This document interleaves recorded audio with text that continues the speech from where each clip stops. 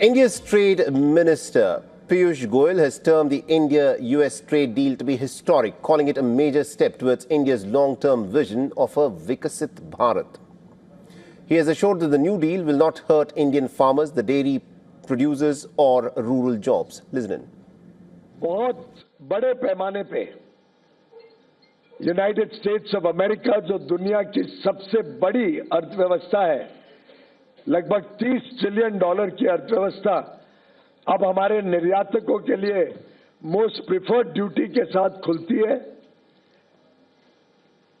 और जिस प्रकार से हमारे किसानों के हितों का संरक्षण किया गया है, पूर्णतः संरक्षण किया गया है किसानों का, डेयरी का।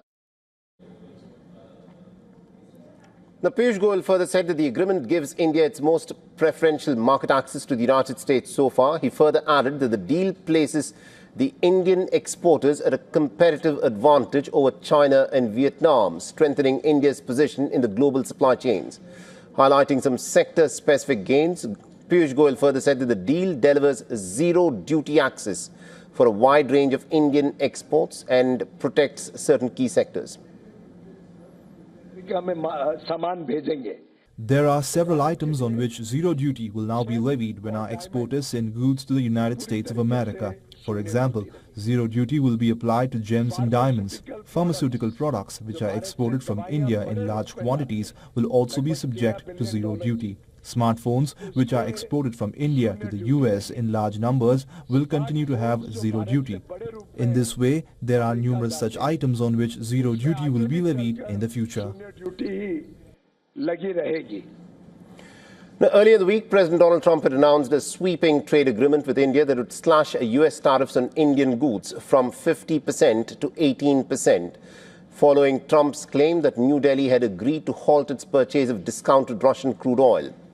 Now, India imports nearly about 90% of its oil needs since Russia's invasion of Ukraine in 2022. New Delhi had been buying the cheaper Russian oil, averaging almost about 1.2 million barrels per day in January. But this is projected to fall to about 800,000 barrels per day by March. So as part of the interim agreement framework, both sides are aiming to negotiate a broader bilateral trade agreement. A formal deal is expected to be signed by the middle of March, after which the tariff cuts on US goods entering India will also begin. Now, under the US-India interim trade framework, India will cut or eliminate tariffs on a wide range of US industrial and agricultural products, including nuts, fruits, soybean, oil, wine and spirits, while keeping protections for sensitive sectors like dairy, rice and spices. In exchange, the United States will apply an 18% tariff on Indian exports, covering apparels, textiles, chemicals, footwear and other key goods. Now, the agreement aims to boost bilateral trade while also safeguarding critical domestic industries on both sides. So what does this mean for both countries? For India, it restores competitiveness for exporters that were hurt by the previously steep US duties and also eases a major trade dispute. For the United States, the deal is expected to broaden access to Indian markets and secure significant Indian purchase of US goods over the coming years. All right, now joining us on the broadcast from New Delhi, we've got Ms. Mithali Nikore, who's an economist and also the founder of Nikore Associates. Ms. Nikore, thank you very much indeed for joining us here on WION. Now, what do you make of this statement given by Piyush Goyal, where he said that this India-US trade deal is not going to hurt the agricultural interests of the Indian farmers? Are you completely convinced that opening the Indian agricultural markets for US imports is not going to affect the agricultural sector, which also has a huge amount of political ramifications? Thank you so much for having me on the show. So I think we've been analyzing some of the contours of this, Indo-US deal framework since morning.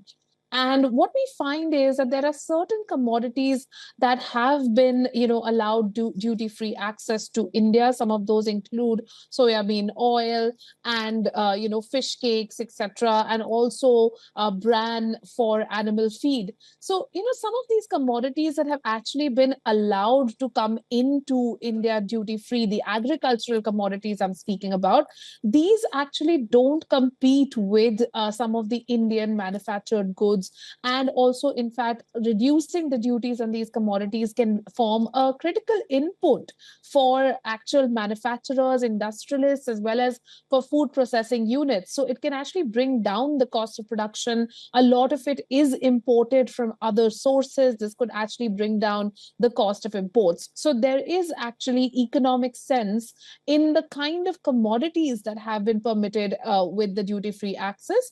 Of course, the area where I do feel that there is a bigger, point of concern for domestic industry and manufacturers is the fact that nearly all US industrial goods have been given duty-free access to the Indian markets. That is a much bigger, point that has come in, because Indian industry still operates, in a sort of framework where there are a lot of medium, small, and micro enterprises. And when a large US industry presence comes into the value chains here, our MSMEs will need a lot more preparation in order to compete.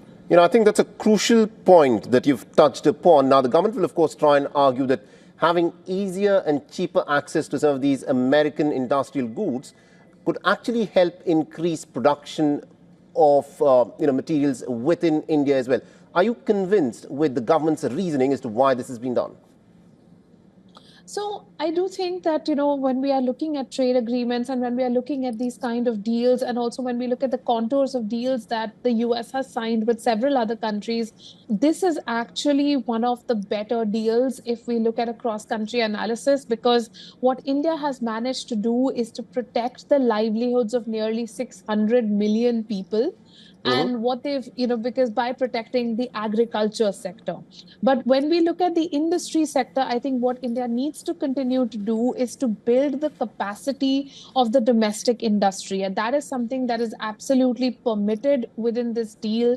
Providing incentives to the domestic industry is also not, is not allowed, that, the government cannot support domestic industry. So India has to continue to support domestic industry, especially through technology transfer. And then I do feel that over time, what we'll start to see is, just based on pure economics and cost considerations, a lot of Indian MSMEs joining global value chains via larger US companies. And that also is an important outcome for India to, be more plugged into global value chains. I think those are some very key aspects that you've touched upon. Thank you, thank you very much indeed, Ms. Nikore, for joining us with that perspective there. Thank you.